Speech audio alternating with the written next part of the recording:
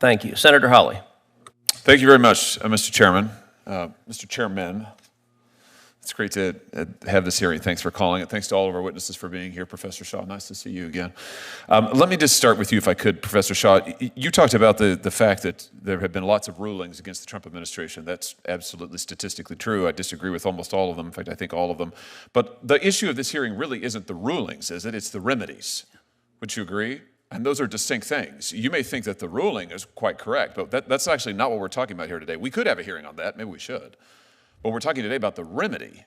And the question is a remedy that binds parties who are not before the court, is that an appropriate thing? I mean, aren't you concerned about judges binding non-parties in their remedies? You may love the ruling, but even if you do, don't you think it's a little bit anomalous for courts to be going out there and binding parties who are not before them? I mean, is that something we want to encourage?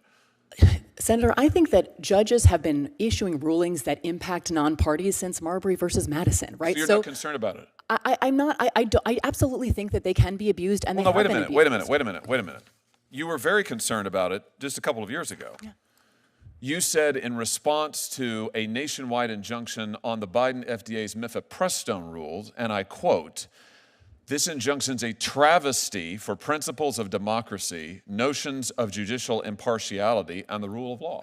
I think I've been consistent today. That was issued by Judge Kaczmarek in a single judge division. They're a problem. Those are a problem. With him personally? Wait, no. So your testimony is if it's issued by Judge Kaczmarek, it's bad? No, sir. It's personal? That is not my testimony. Is the problem with the injunction? You were criticizing the universal injunction issued by a judge in a single judge division. I've been very clear today that those are a problem. By a Republican judge in a Republican division, then it's bad. No, Senator. Otherwise, it's fine.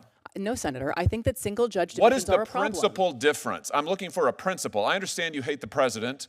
I understand you love all of these rulings against him. You and I both know that's not a principle. You're a lawyer. What's the principle that divides when issuing a nationwide injunction is okay when it's not? When the Biden administration was subject to nationwide injunctions, you said that they were travesties for the principle of democracy.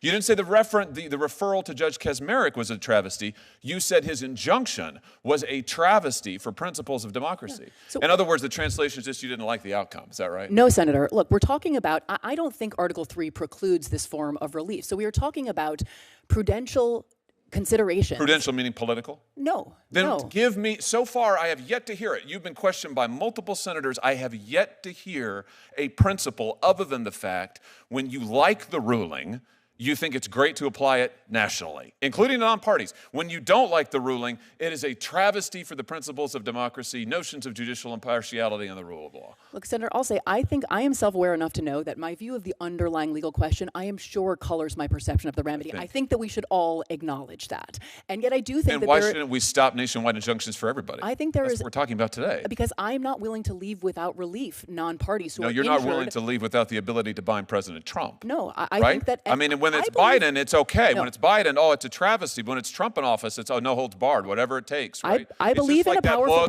What was it that President Biden's staff said? We've got to do undemocratic, unconstitutional things to save democracy. Why is this the same I believe thing? In a powerful president. I do believe in presidential power, but power and constraint are not at fundamental odds. What is the principle? What is the principle? The legal principle. You've referenced prudence. What happens when the law stops being about principle and starts being about power? In a tense Senate hearing, a sharp constitutional debate erupts over nationwide injunctions court orders that bind people who were never part of a case. What begins as a legal discussion quickly turns into a confrontation about consistency, politics, and the survival of the rule of law. This exchange pulls back the curtain on how judicial authority is used, challenged, and defended depending on who sits in the Oval Office. In a tense Senate hearing, a sharp constitutional debate erupts over nationwide injunctions court orders that bind people who were never part of a case. Constraint are not at fundamental odds. What is the principle? What is the principle? The legal principle. You've referenced prudence. You've referenced the judges you don't like. What's the principle of when an injunction binding non-parties, which was never done in this country before the 1960s?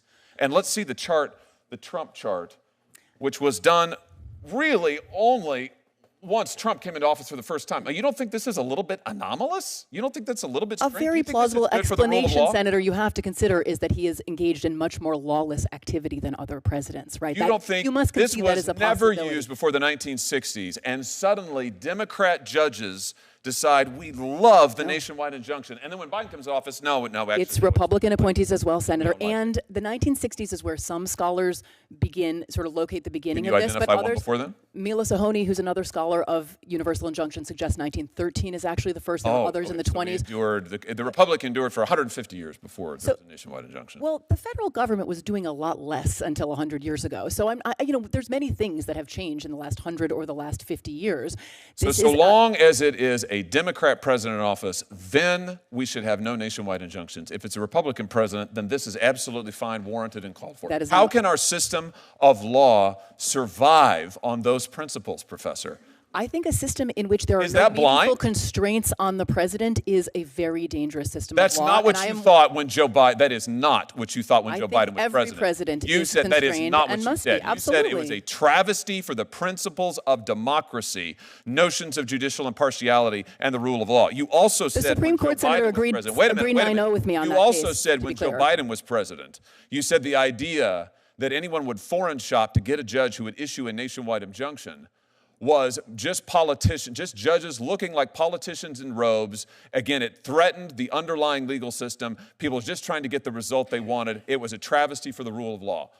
But you're fine with all of that if it's getting the result that you want. Sir, the Supreme Court agreed unanimously with me in that case, right? There was no standing. The case should never have been allowed to proceed. And the combination of parties without standing and the single-judge division. No. We're talking. No, they did not. They did not issue a ruling on the nationwide injunction. You criticized the injunction nationwide. Listen, issued in a case where no one had standing. Here's the thing. We've now gone 6 minutes, and Senator Kennedy had you for 6 or 7. You couldn't identify a single principled basis. We all know the truth here, which is it's not just you.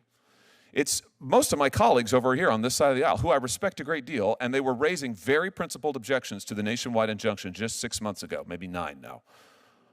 And you're probably right. My point is that all that's changed in 9 months is the occupant of 1600 Pennsylvania Avenue. And I realize that my colleagues on this side of the aisle very much dislike that individual, and I realize that you think that the rulings that he has lost are fundamentally sound.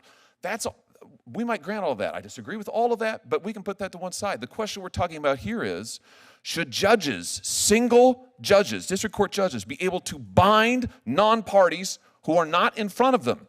And you used to say no, now you say yes. Let's be consistent. I would just suggest to you our system of government cannot survive if it's going to be politics all the way down. Thank you, Mr. Chairman. Can I briefly respond? Sure. I mean, you invoked democracy a couple of times there, Senator. Judges are part of our system of democracy. Democracy is not as simple as majority rule. Judges have always served something of a You would have it be as simple as function. majority rule. When you get the majority you like, you're for the nationwide injunction. When you don't, you're not. Senator Blumenthal. Thank you, Mr. Chairman. I'm going to give you the opportunity that I often found absolutely precious when I was arguing before a panel of judges and couldn't get my answer. If you enjoyed this breakdown, don't forget to like, comment, and hit the subscribe button for more political insight.